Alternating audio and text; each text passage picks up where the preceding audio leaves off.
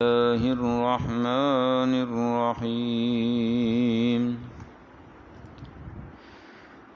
فإذا نفخ في الصور فلا أنساب بينهم يومئذ ولا يتساءلون فإذا پس جب نفخا پھونک ماری جائے گی فی الصوری کرنال میں فلا انساب بینہم پس نہیں کوئی تعلق رہے گا درمیان ان کے یومئذ اس دن ولا یتساءلون اور نہ ہی ایک دوسرے سے سوال جواب کر سکیں گے۔ قیامت کی سختی کے بارے میں ذکر ہو رہا ہے۔ کئی ایک نفخات کا ذکر ہے۔ پہلے نفخے میں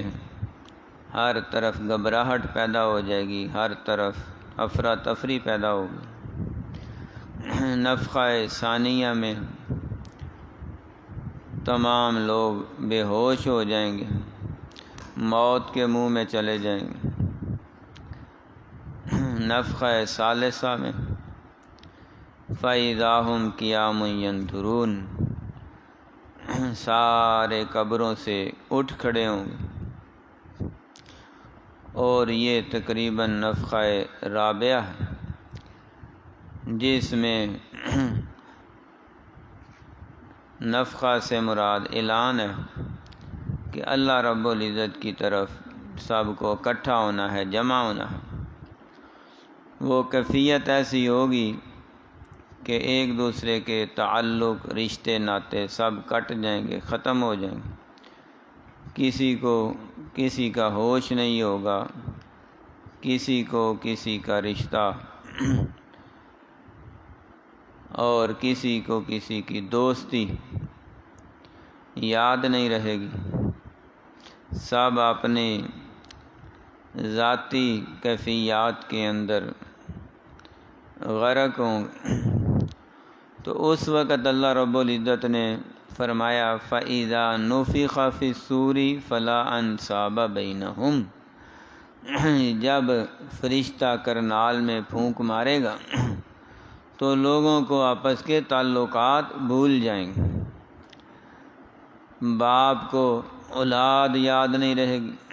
ماں کو بیٹی یاد نہیں رہے گی، اور بہن کو بھائی یاد نہیں رہے گا، بھائیوں کو بہنیں یاد نہیں رہے گی، دوست کو دوست یاد نہیں رہے گا۔ سب ایک دوسرے کے تعلقات بھول جائیں گے، حتیٰ کہ جنہوں نے وعدے معاہدے کیے ہوں گے، جو لوگوں کے مرشد اور رہنما، قائد، پیر طریقت، رہبر شریعت بنے ہوئے، جب اپنے مریدوں کو دیکھیں گے تو اس وقت ان سے بھی نظریں چرائیں گے، جان چھڑائیں گے۔ اذ تبرأ الذین اتبعوا من الذین اتبعوا ورأوا العذاب وتقطعت بهم الاسباب، ان کے آپس کے تعلقات، رشتے ناتے، اسباب سب منقطع ہو جائیں گے، ختم ہو جائیں گے۔ حتیٰ کہ جو بعض جھوٹے پیر ہوں گے وہ آگے آگے بھاگ رہے ہوں گے، اور جو ان کے جاہل مرید ہوں گے وہ ان کے پیچھے بھاگ رہے ہوں گے، اور ان سے کہیں گے کہ آج ہماری کوئی فریاد رسی کرو، آج ہماری سفارش کرو، آج ہماری مدد کرو۔ تو وہ ان کو جواب دیں گے کہ لو ہدانا اللہ لہدیناکم، اگر اللہ نے ہمیں ہدایت دی ہوتی تو ہم تمہیں بھی ہدایت دے دیتے، لہذا ہم خود بھی گمراہ تھے، تمہیں بھی گمراہی پہ رکھا۔ تو اس دن بھی سارے کا سارا برڈن اور دباؤ اور سارا قصور اللہ تعالیٰ پہ ڈال دیں گے۔ تو اللہ رب العزت فرمائیں گے کہ اب تمہارا یہاں سے بچ کے چھٹکارا پا کے نکلنے کا کوئی راہ تو ہے نہیں، تو جس کو تم پکار سکتے ہو نا اللہ کے علاوہ، پکار لو مدد کے لیے، وہ آئیں تمہاری مدد کریں اور تمہیں یہاں سے چھڑا کے لے جائیں۔ تو وہ اپنے سارے رشتے ناتے یاد کرنے کی کوشش کریں گے، تو کوئی بھی ان کی فریاد کو پہنچ نہیں سکے۔ تو اللہ رب العزت نے فرمایا کہ اگر اس دن کوئی کام آئے گا تو بندے کا صحیح العقیدہ ہونا کام آئے گا اور نیک عمل کام آئے۔ اگر کسی بندے کا خالی عقیدہ ہے لیکن عمل نہیں تو وہ عقیدہ بھی اس کے کام نہیں آ سکتا، کیونکہ عقیدے کا صحیح ہونا وہ پتہ ہی عمل سے چلتا ہے، جب عمل ہی نہیں ہے تو عقیدے کا کوئی پتہ نہیں۔ ایک بندہ توحید والا ہے لیکن توحید کے مطابق اس کا عمل ہی نہیں، تو کیسے پتہ چلے گا کہ یہ توحید پرست ہے؟ ایک بندہ بڑا ہی نیک ہے لیکن نیکی والا کو اس کا عمل ہی نہیں، تو کیسے پتہ لگے گا کہ یہ نیک ہے؟ تو ایک بندہ مخلص ہے، خلوص نیت سے عبادت کرتا ہے، تو وہ اگر عملی طور پہ ظاہر نہیں کرے گا اس وقت تک اظہار نہیں ہوگا۔ اس لیے عقائد کے ساتھ اعمال کو لازمی قرار دیا۔ الایمان قول و عمل، محدثین نے جو نتیجہ اخذ کیا ہے کہ ایمان تب ہی مکمل ہوتا ہے جب زبان سے بھی اقرار کیا جائے، اقرار باللسان، اور تصدیق بالقلب، دل سے تصدیق بھی کی جائے، زبان سے اظہار بھی کیا جائے، وعمل بالجوارح، اور اپنے جسم کے اعضاء سے عمل بھی کیا جائے۔ تو نبی پاک صلی اللہ علیہ وآلہ وسلم نے بھی، چونکہ آپ سب سے زیادہ اعلیٰ ہستی ہیں اور آپ کا جو خاندان ہے وہ سارے خاندانوں سے اعلیٰ ہے، تو آپ سرکار نے بھی اپنے خونی رشتہ داروں کو یہ فرما دیا تھا، من بطا بہ عملہ لم یسر بہ نسبہ، جس کا عمل نہ ہوا اس کا خاندان اس کو بچا نہیں سکتا، نجات نہیں چھوڑ سکتا۔ آپ نے اپنے سگے رشتہ داروں کو اکٹھا کیا، اپنی بیٹی فاطمہ کو بلایا، اپنی پھوپھی صفیہ کو بلایا رضی اللہ تعالیٰ عنہما، اور فرمایا یا فاطمہ بنت محمد صلی اللہ علیہ وسلم اے ملی اے ملی اے ملی لا اغنی عنک من اللہ شیئا سلونی من مالی شیتی، دنیا میں جو مانگنا چاہتی ہو مانگ لو، اگر اللہ تعالیٰ نے تمہیں اپنے دربار میں کسی ایک مقدمے میں بھی روک لیا تو جب تک اللہ تعالیٰ اس کا فیصلہ نہیں کریں گے محمد تمہارے کوئی کام نہیں آ سکتے۔ لا اغنی عنک من اللہ شیئا، تو میں تمہارے کوئی کام نہیں آؤں گا اللہ کے سامنے، تو جب اللہ رب العزت فیصلہ کریں گے تب چھٹکارا ہوگا۔ تو جب حضور پاک صلی اللہ علیہ وآلہ وسلم اپنے سگے رشتہ داروں کے اور وہ رشتے جو اعلیٰ ترین رشتے ہیں وہ قیامت کو کام نہیں آ سکتے، تو آج کل کے جو رشتہ داریاں یہ کیسے کام آ سکتی؟ پھر آپ نے اپنی پھوپھی سے کہا یا صفیہ امت رسول اللہ صلی اللہ علیہ وسلم کی پھوپھی، اے ملی عمل کر عمل کر، سلینی ما شئتی، جو چاہتی ہے مانگ لی، لا اغنی عنک من اللہ شیئا، کہ میں اللہ تعالیٰ کے سامنے تمہارے کوئی کام نہیں ہے۔ تو پھر آپ سرکار نے قبائل کو بھی جمع کیا اور ان کو بھی یہی کہا کہ تم سارے کے سارے عمل کرو عمل کرو، تو عمل سے ہی نجات ہوگی، عمل کے بغیر نجات نہیں ہے۔ تو یہ سارے رشتے، سارے ناطے، سارے تعلقات یہ دنیا تک محدود ہیں، وہی رشتے ناطے کام آئیں گے الا المتقین، جن کے بارے میں قرآن پاک میں لکھا ہے جو انتہائی تقوی اور پرہیزگاری والے۔ تو تقوی اور پرہیزگاری والے جو رشتے ناطے ہیں وہ وہی ہوتے ہیں جن کا اللہ تعالیٰ کے دربار میں کوئی کیس نہیں ہوتا، کوئی مقدمہ نہیں ہوتا، تو وہ دنیا سے ایسے جاتے ہیں کہ اللہ رب العزت کی عدالت میں کوئی بھی ایف آئی آر نہیں کٹی، کوئی مقدمہ نہیں ہے، اور کوئی بھی ان کے خلاف کسی نے کیس نہیں کیا۔ تو جب وہ گئے اس کیفیت اور اس حالت میں ہیں کہ اللہ سبحانہ و تعالیٰ کے سامنے پاک صاف ہیں ہر لحاظ سے، نہ انہوں نے کسی کا کوئی پیسہ دینا ہے قرضے کے طور پر، قرضہ سر پہ لے کے مرے ہیں، نہ کسی کا بدلہ دینا ہے کہ کوئی یہ کہے کہ اس نے مجھے گالی دی، تھپڑ مارا، ٹھڈا مارا، مکہ مارا، یا میری زمین پلاٹ قبضے میں لے لیا، یا پھر اس نے میرا یہ نقصان کیا. تو وہ ساری کی ساری چیزیں قیامت کے دن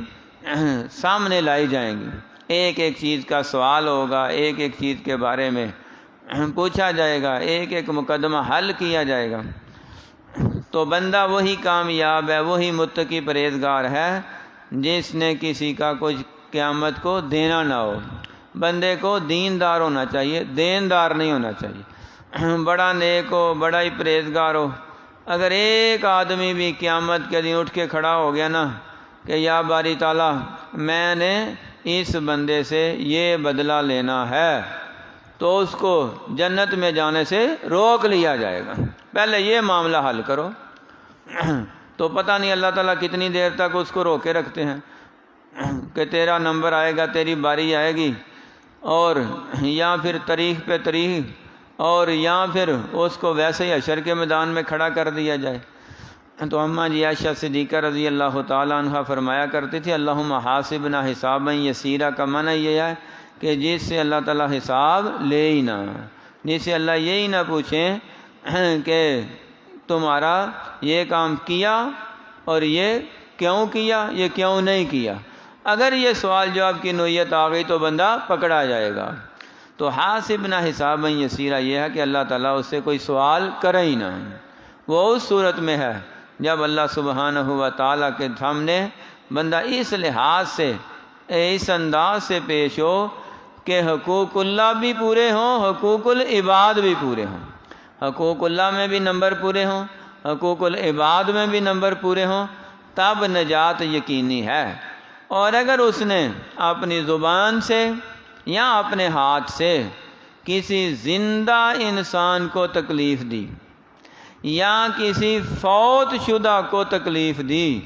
تو پھر بھی پکڑا جائے گا. مثلا حدیث پاک میں آیا جس نے کسی مردے کی ہڈی توڑ دی، کسر عظم المیت کا کسر عظم الحی، کہ مردے کی ہڈی توڑنے کا بھی اتنا ہی گناہ ہے جتنا زندہ انسان کی ہڈی توڑنے کا گناہ ہے. تو گناہ تو ہے. تو اس طرح اگر کوئی بندہ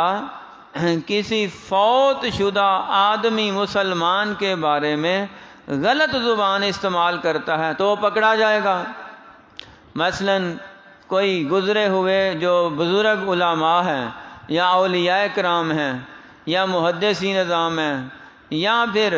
صحابہ اکرام ہیں یا پھر اہل بیت اعظام ہیں یا آل رسول ہیں یا انبیاء کرام ہیں، اگر کسی کی شان میں، عظمت میں یا ان کے بارے میں کوئی ایسے ریمارکس پیش کرتا ہے، کوئی ایسے توہین آمیز جملے بولتا ہے، تو وہ تو قبروں میں جا چکے ہیں، لیکن اس بندے کا کھاتا تو نامہ اعمال کا چل رہا ہے، اس کے نامہ اعمال میں یہ بات کاؤنٹ ہو گئی ہے. تو قیامت کے دن جیسے یہ کمپیوٹر ہے، یہ انٹرنیٹ ہے، تو یہاں پہ کسی ایک بندے کا نام لکھیں تو اس بندے کے متعلقہ جتنی باتیں ہیں وہ ساری سامنے آ جاتی ہیں، پوری فائل کھل جاتی ہے. وہ کسی سن کی ہو، کسی سال، کسی مہینے کی ہو، وہ ساری ایک جگہ جمع ہو جاتی ہیں. اسی طرح قیامت کے دن جو اللہ تعالیٰ نے کمپیوٹر تیار کیے ہیں، فائلیں تیار کی ہیں، وہ قیامت تک جس بندے کے بارے میں جو کچھ بھی بولا گیا ہے یا کہا گیا ہے وہ سارے کا سارا یکدم پوری فائل میں آ جائے گا. تو وہ سارشہ سامنے آ جائے گی. جس نے حضرت ابو بکر صدیق رضی اللہ تعالیٰ عنہ کی شان میں کوئی اچھے الفاظ بولے ہیں تو وہ بندہ بھی سامنے آ جائے گا اور الفاظ بھی سامنے آ جائیں گے، اور جس نے ان کی شان کے خلاف ان کی توہین آمیز کلمات کہے ہیں بندہ بھی سامنے آ جائے گا اور وہ الفاظ بھی سامنے آ جائیں گے. تو ہر شے تو نتارا ہو جائے گا. اس طرح باقی صحابہ اکرام ہیں، تو باقی اولیاء اعظام ہیں، اور باقی اہل بیت اطہار ہیں. تو اس طرح جو گزرے ہوئے لوگ ہیں ان کے بارے میں بھی ہمیں بہت محتاط رویہ اختیار کرنا پڑے گا، کیونکہ ہم نے بھی مرنا ہے اور ہم نے بھی اللہ کی عدالت میں پیش ہونا ہے. اگر ہم اپنے فوت شدگان کو اچھے لفظوں سے یاد کریں گے اور ان کی انسانی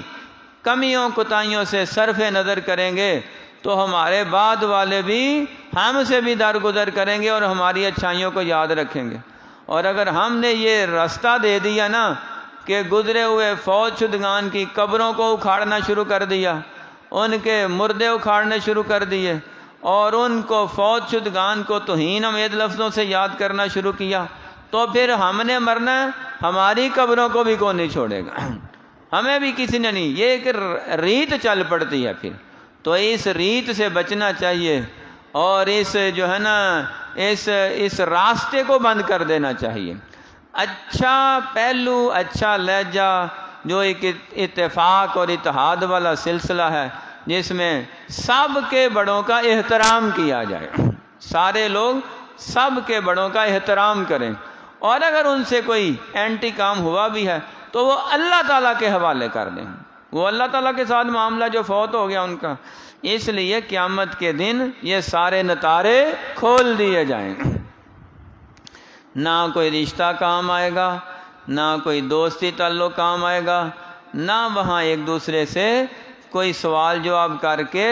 تو ایک دوسرے سے کوئی پرچے حل کرا سکیں گے، نہ کوئی اپنا پیپر حل کرا سکیں گے،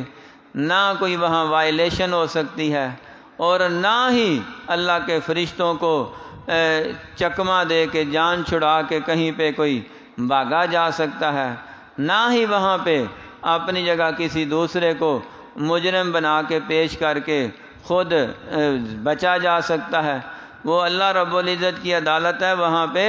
ڈی این اے ٹیسٹ بھی اس سختی سے ہوں گے کہ ہر شے الگ الگ کر دی جائے گا، دودھ کا دودھ، پانی کا پانی ہو جائے گا، اور انسان اپنے اعمال کے مطابق جزا یا سزا پائے گا۔ تو ہمیں وہ طریقہ اختیار کرنا چاہیے جو ہمیں قیامت کے دن کی ذلت اور رسوائی سے بچا سکے۔ فَإِذَا نُفِخَ فِي الصُّورِ، پس جب پھونک ماری جائے گی کرنال میں، فَلَا أَنْسَابَ بَيْنَهُمْ، بس نہیں کوئی رشتہ رہے گا درمیان ان کے، یومئذ اس دن، ولا یتساءلون، اور نہ ایک دوسرے سے سوال جواب کر سکیں گے۔ صدق اللہ العظیم،